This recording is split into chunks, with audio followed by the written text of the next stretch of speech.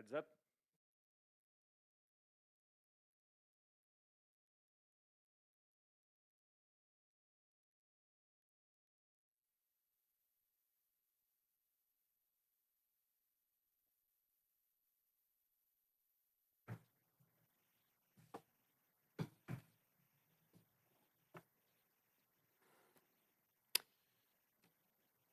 Bonjour à tous.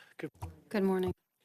Ce mercredi, This Wednesday, we received a delivery of over 400,000 doses of the Pfizer vaccine. This is our largest delivery to date. Next week, we expect to receive even more, nearly 500,000. By the end of March, we are on track to receive 6 million doses in total of the Moderna and Pfizer vaccines. And by September, we will have at least 84 million doses. This is more than enough to vaccinate all Canadians. we're now in the ramp-up phase of our vaccine plan. Hundreds of thousands of doses arriving each week means hundreds of thousands more people protected from COVID-19. That's what I'm focused on. You, your family, and your community. Every Canadian who wants a vaccine will have one by the end of September. We're working with provinces and territories. We're working with companies from around the world, and we're working with our partners and allies. Earlier today, I joined the G7 leaders meeting. It was great to see the renewed energy and commitment to work together to tackle big issues. We talked about our shared challenges like climate change, the global economy, and the defense of human rights, democracy, and our shared values. We also had a very productive conversation about the global recovery and response to this pandemic. And of course, we talked about vaccines. With regard to vaccines, Canada is working with other countries on the Kovacs initiative. This initiative is a partnership. The wealthy countries are investing in the initiative to obtain doses for their own population. At the same time, they are providing doses to low and middle income countries. In other words, this initiative is a means for all of us to increase our supply of vaccines here in Canada while ensuring that no one is left behind. Today, I can confirm that our total investment in the Kovacs facility and the ACT accelerator is now $940 million. Canada has and will continue to be one of the main international donors in these multilateral efforts to beat COVID-19. I want to highlight the contribution of other countries that are taking part, including the United States, which has just joined this initiative as well. By working together, we can beat this pandemic. I also discussed where we are in vaccines with the premiers at our 27th First Ministers meeting last night. We have shared an updated vaccine delivery schedule with the provinces and territories so that they're ready to roll out almost 1.5 million doses over the next 3 weeks. Vaccines are my top priority. I know premiers feel the same. During the vaccination campaign, we will continue to do everything possible to control the spread of COVID-19. With regard to vaccinations, I spoke to the premiers of the provinces and territories so that we can ensure we can administer the vaccines as quickly as they are received. For testing, millions of rapid tests have been sent to the provinces and territories. We will, in particular, work in partnership with the private sector on testing. Furthermore, the federal government is leading by example. We are accelerating testing in federal workplaces. It's a tough virus to beat, but I know it's no match for Canadian teamwork and innovation. Just look at the results we're already seeing from our partnership with the CDL Rapid Screening Consortium to roll out tests to workplaces. 26 pilot sites, 12 employers across the country, and more than 5,000 screening tests done so far. Already, they've caught positive cases. That means that people who otherwise might not have known were able to take the right steps to protect themselves, their families, and their coworkers.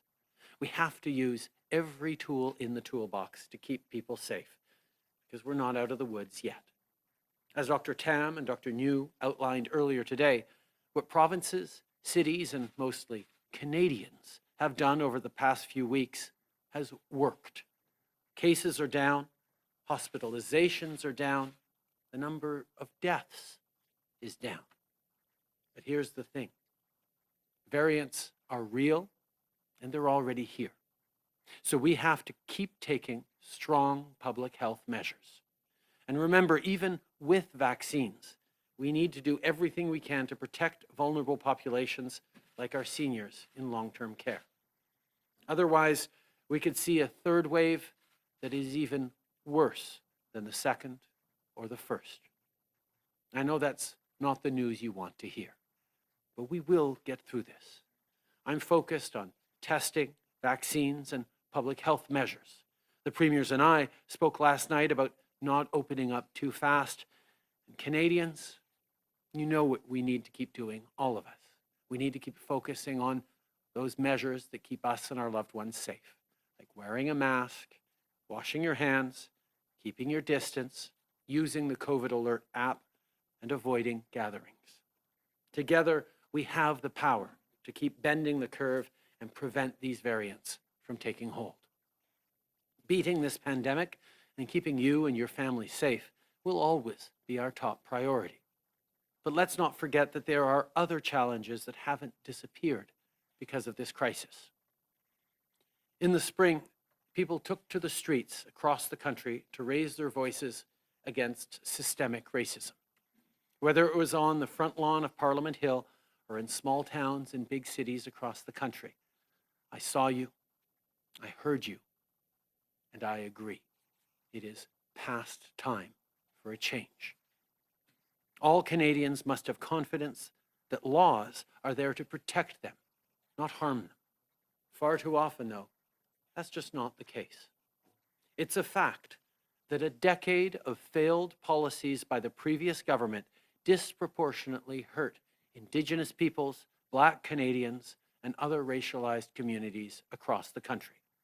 Laws that discriminate must be changed. Rules that don't work need to be fixed. So that's exactly what we're doing. Yesterday, we introduced Bill C-22 to make our justice system more just. This is another step forward to create a system that is fair, effective, and keeps all Canadians safe.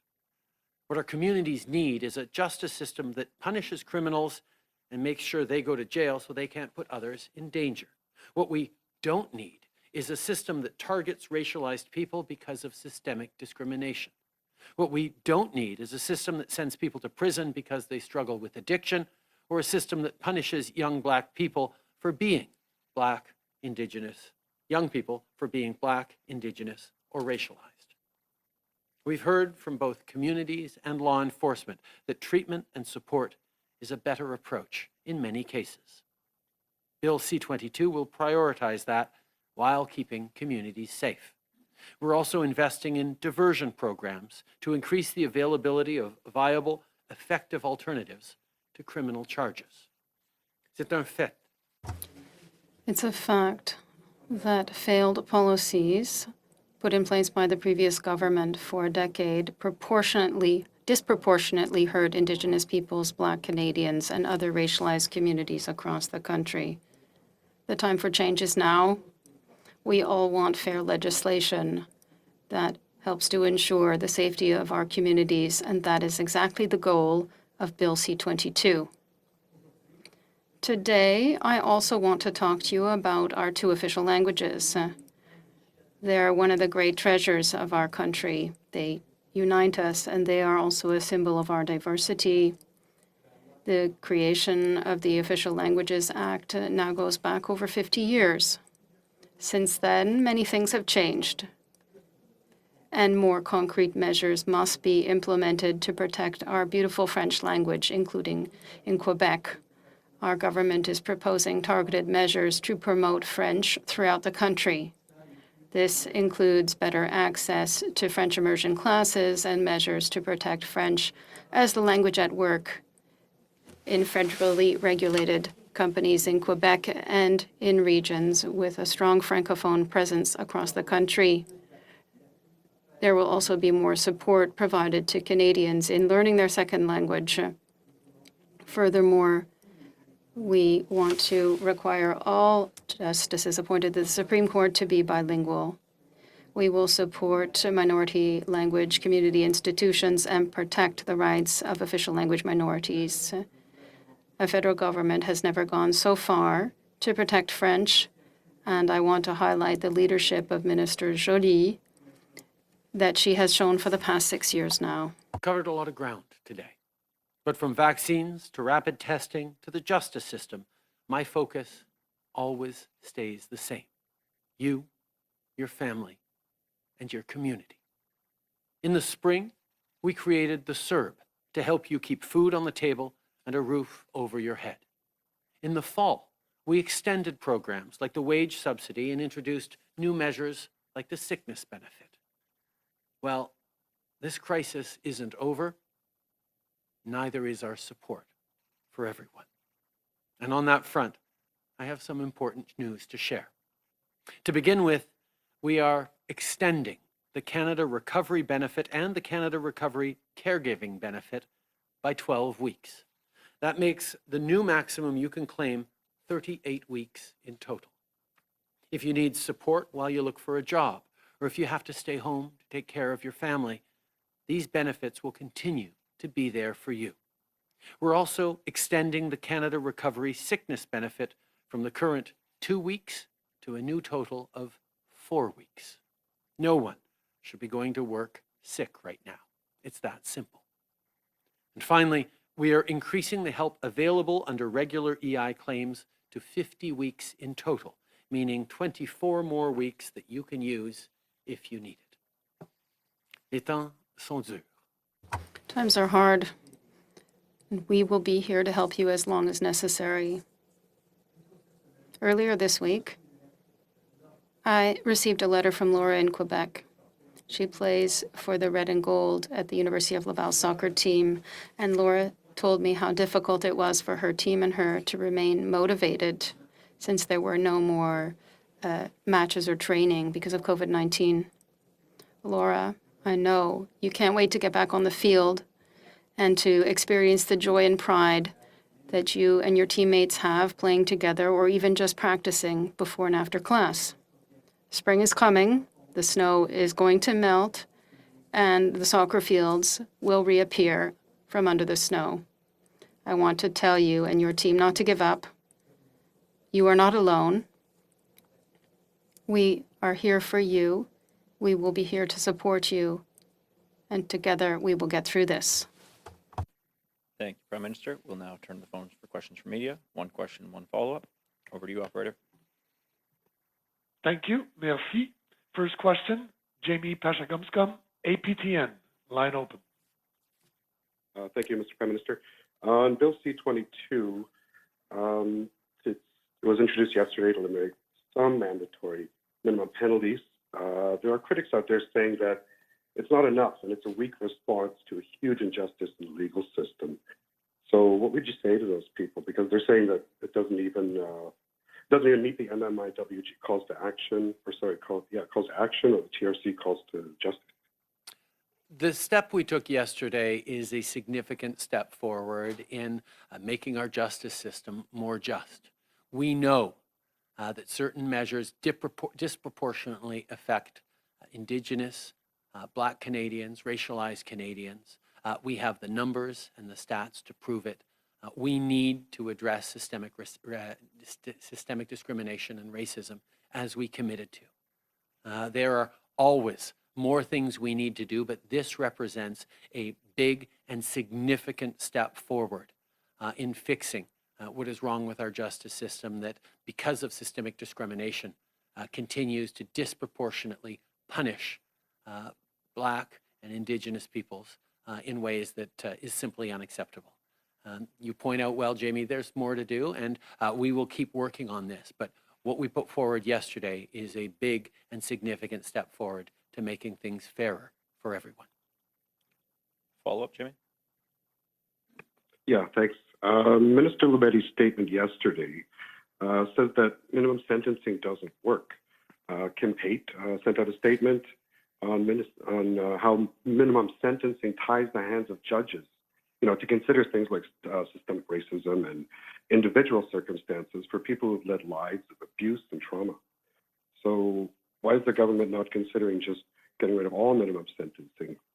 Why do they continue to tie the hands of judges like this? On one end of things, I think Canadians can understand that on crimes like first-degree murder, it's important to have mandatory minimums and minimum sentencing. That is simply understood. But in many cases, data has clearly shown that mandatory minimums disproportionately penalize racialized individuals, including racialized youth. We know that we need to move forward on making our justice system more fair, and that's exactly what we're doing. We have, based on data and evidence, taken significant steps to improve our justice system, to remove mandatory minimums from the areas in which the overrepresentation of racialized and Indigenous Canadians are significantly high, but at the same time, we will continue to move forward. We need a justice system that keeps Canadians safe, that punishes criminals, but doesn't punish people for simply being racialized or Indigenous. That's why these measures are significant, and we will continue to move forward with them. Thank you. Next question, operator. Thank you. Merci. Next question, Bill Curry, the Globe and Mail. Line open. Thanks, and good afternoon. On vaccines, President Macron is calling on wealthy countries to provide up to 5% of their current vaccine supply, which is current, not future supply, to countries in Africa and the developing world. Is that something that Canada is going to support?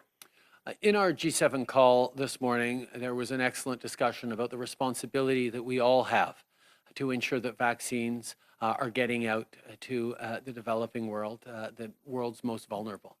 We recognize that there need to be vaccines that are WHO approved, that are safe and effective. And that's why Kovacs is so important in getting out there, and why we're so pleased to see the stepping up of investments by countries like the United States to contribute to Kovacs and the ACT Accelerator.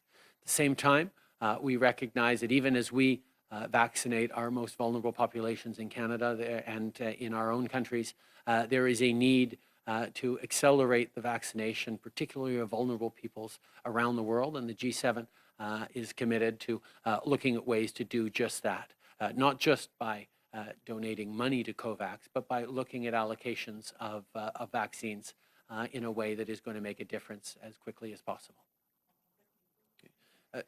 Nous reconnaissons. We recognize that this is a pandemic that will not end until everyone around the world has been vaccinated. It is therefore important that we are all part of ACT Accelerator and the Kovacs initiative to ensure that the more vulnerable countries will receive vaccines to fight the virus. At the same time, we can always do more, and we will talk amongst ourselves of how not only to invest money to protect the most vulnerable countries, but also to ensure that safe and effective vaccines that is approved by the World Health Organization can get to. Yes, on a related matter, the World Health Organization is calling on wealthy countries to begin redistributing their secured vaccine supplies to Kovacs as soon as they've vaccinated their health workers and older people. Is that something Canada would consider? We know that it is extremely important to vaccinate the most vulnerable quickly, and we've seen territories and all Canadians have made in terms of beginning that vaccination process for our most vulnerable. We know there's still much more to do in Canada on getting our most vulnerable vaccinated, but absolutely, once we've vaccinated the most vulnerable, we should also look at the most vulnerable around the world. It is part of our collective responsibility, and that is an ongoing conversation that the G7 is leading on. Merci. Prochaine question. Operator. Thank you. Merci. Prochaine question, Lina Dib, La Presse canadienne. À vous. Bonjour, Monsieur. Good day, Mr. Trudeau. On Monday, measures for the mandatory quarantining in hotels will come into force, and the system the government has put in place, a phone system, is not working at all today. So I wonder how you're going to resolve this. Are you going to push back the implementation date, or we put in place some of the strongest measures in the world to protect Canadians? Since the beginning, we had put in place a 2-week mandatory quarantine. It started in March, while stopping non-essential travel and travelers from entering Canada. We added measures, particularly with the arrival of new variants. We are very concerned, and we must do everything we can to protect Canadians when a new system comes into play. There are always challenges when it comes to the implementation, but I can tell you that we will do everything we can to ensure that we keep Canadians safe as a priority, and that arrival tests will be done, and that people can be kept safe until we get the negative result that we all expect to have. Donc, vous êtes en train. So you're telling me that even travelers, if they can't get a reservation at a hotel, as is required under the measure that came into force that on Monday, and the National Assembly in Quebec had asked you to delegate it to the government of Quebec the power to ban handguns. Is that something you're considering? Just to clarify, Lena, our officials are working very hard to ensure that the quarantine system is in place by Monday, and we will be able to communicate with Canadians with regard to the instructions on how to comply with those measures. Second, obviously, our government deeply, strongly believes in the importance of tightening gun control. That is why, since last May, we banished assault weapons in Canada. It's now illegal to use them, sell them, purchase them, transfer them. And based on the measures announced this week, we are implementing additional measures to protect Canadians and tighten controls. We will continue to work with the provinces, municipalities, and anyone to continue to tighten gun control. We know that there are some provinces that have indicated that they are not interested in this. However, I congratulate Quebec for its intentions, and we are looking forward to working with Quebec and any other jurisdiction that wants to continue to tighten gun control. Sir Tom Perry, CBC. You said you spoke to the premiers about not opening too soon. Did you tell any of the premiers that they are doing that they are opening too soon in the face of these variants? And on vaccines, did you get any reassurances from the provinces that they're ready for this surge in vaccines, or did you offer them any further support in doing that? First of all, as I've said many, many times, the job of the federal government is to be there to support the provinces in the very difficult decisions they need to make. Whether it's to be there to support Main Street with the CEBA or the wage subsidy, initiatives to support families, to make sure that if people do have to stay home, they will be supported. We made a promise to have Canadians' backs, and we will continue to do that, including with the new measures extending EI and sickness benefits that demonstrate that this pandemic isn't over yet, and we're going to keep supporting people. We know that the numbers are coming down across the country, which is a good thing, which means that the efforts, the tremendous efforts and sacrifices that Canadians have been making have been working. We're seeing fewer deaths, fewer hospitalizations, and that's a good thing, and we can all be reassured that we're able to do this. At the same time, there is a very real concern about what the variants can do. We saw in Newfoundland just how quickly things spread. We saw in the senior center in Barrie just how rapidly these variants can run through an area. We need to make sure that even as provinces look at loosening up certain restrictions, that other restrictions are kept in, and that there is an ability to both respond quickly when variants appear, and also an ability to use rapid tests as a way of screening the population much more regularly to catch these variants and to catch outbreaks as soon as they happen.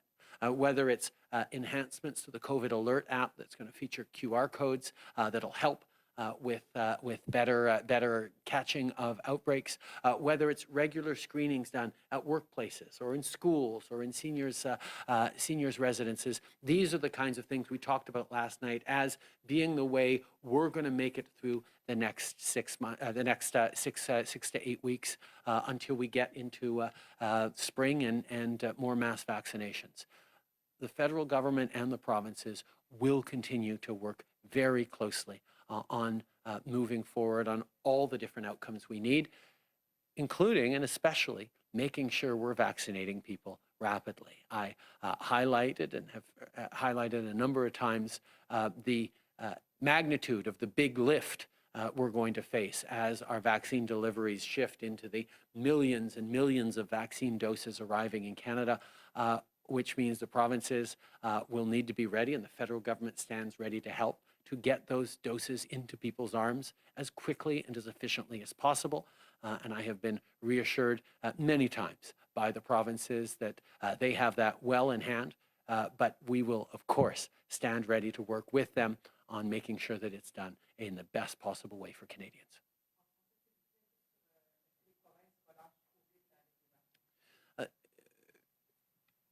On est en train de voir.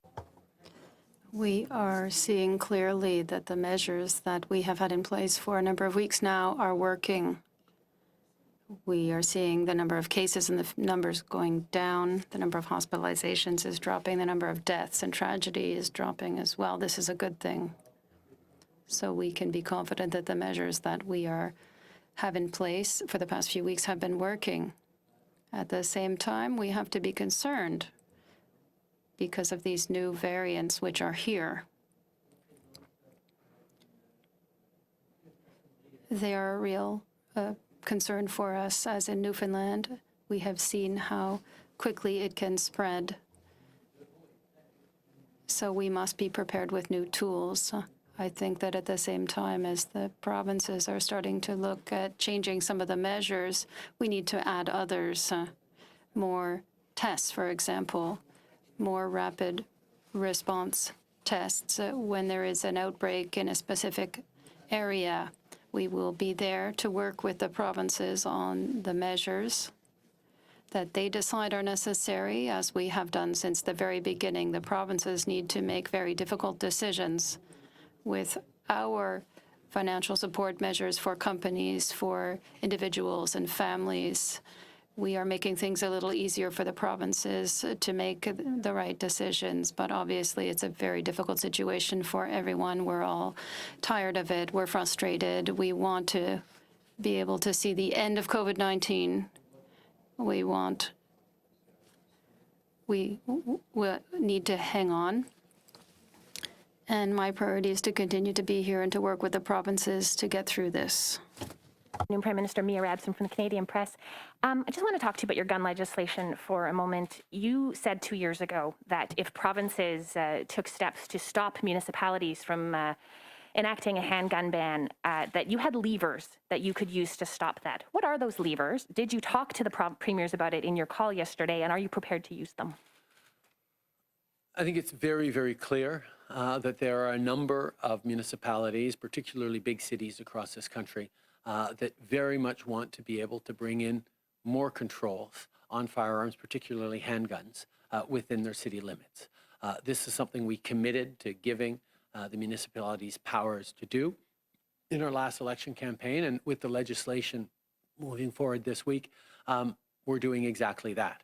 This is, of course, on top of strengthened rules and regulations around firearms that will apply across the country, but we recognize that certain cities and municipalities will want to go further. So we are glad to work with them and give them the capacity to bring in strong bylaws that will be backed up by federal and even criminal penalties for people who don't align with that.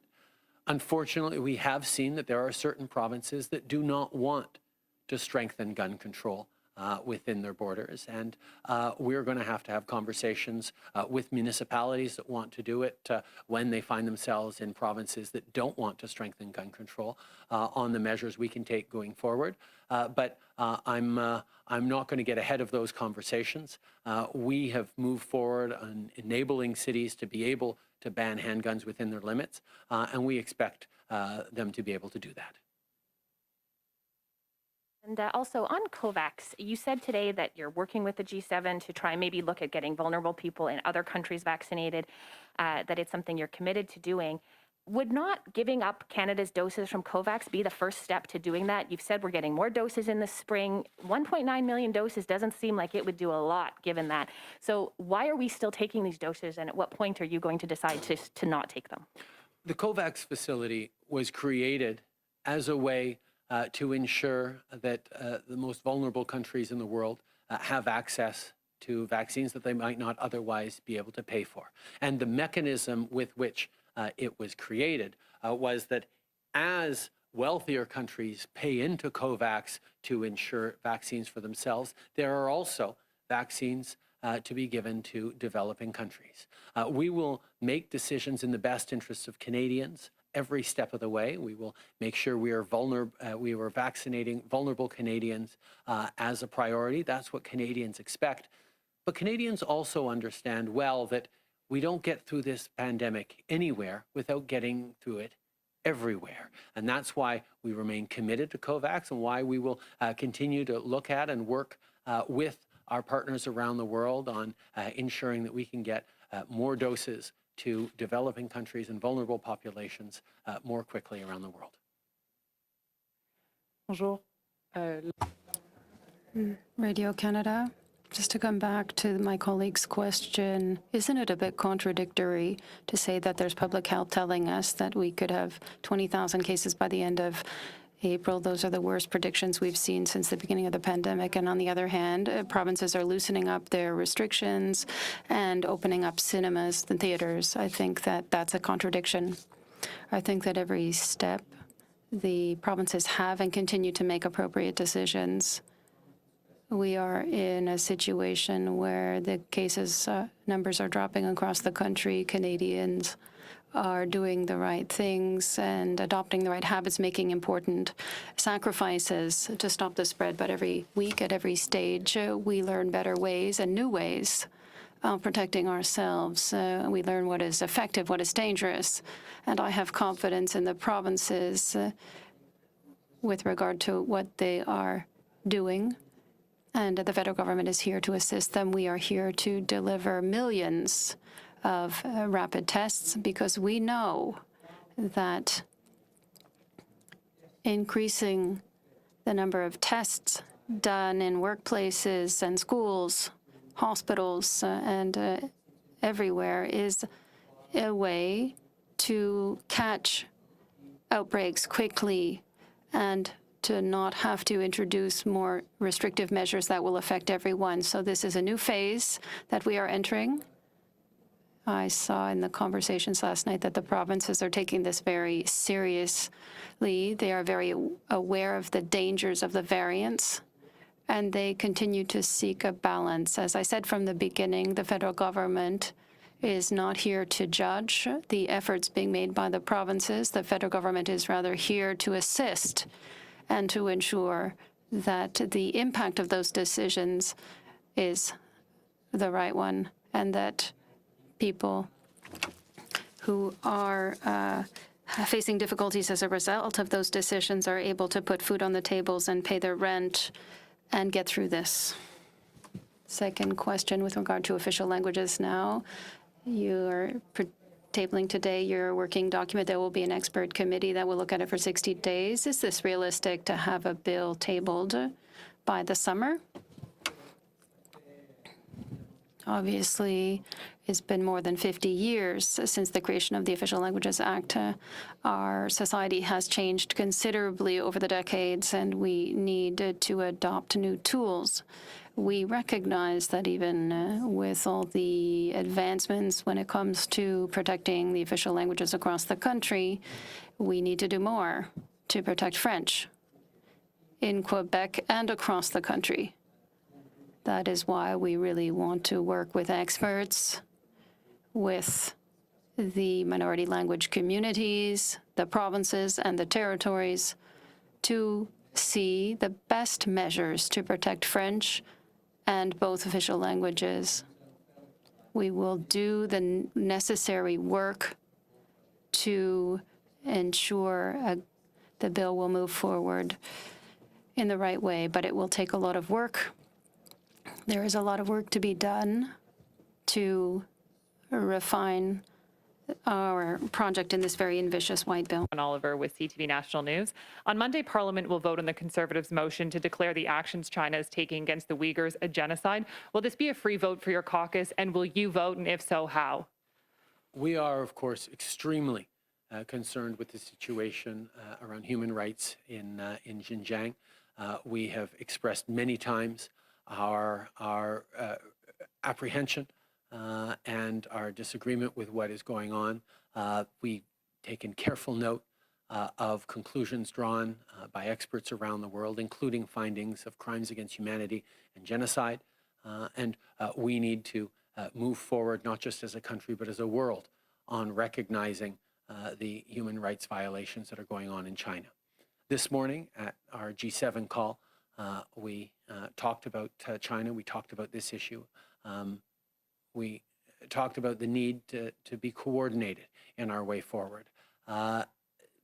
This is an issue that matters deeply to me, to all Canadians, and we will continue to work with our partners and allies on taking it seriously. We're still reflecting very carefully on the best path forward for Canada, and certainly we recognize that moving forward multilaterally will be the best way to demonstrate the solidarity of Western democracies and the values shared by billions of people around the world that are extremely concerned and dismayed by reports of what's going on in Xinjiang. Respectfully, sir, that doesn't answer any of my questions. Will it be a free vote? Will you be voting? And if so, how? Nous sommes très préoccupés. We are very concerned by the situation in Xinjiang. For a number of years, we have been raising these considerations with regard to the Uyghurs in Western China. This morning, during the G7 conversation, we stressed the importance of collaborating and coordinating on our approach, and we clearly heard around the world very terrible stories of what is happening in Xinjiang. Very clear allegations of crimes against humanity, even genocide.